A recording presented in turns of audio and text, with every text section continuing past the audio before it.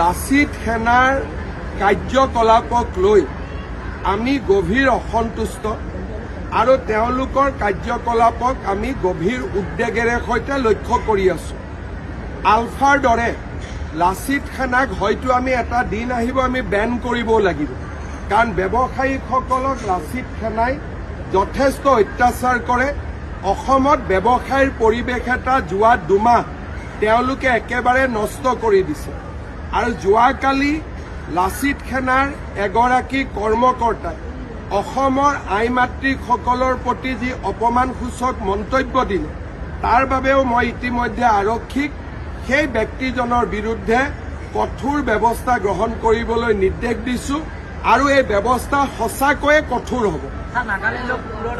সেইটোকে শব্দ মোৰ মুখেদি নোলাব, কিন্তু সেই ব্যক্তিজনৰ বিৰুদ্ধে সঁচাকৈয়ে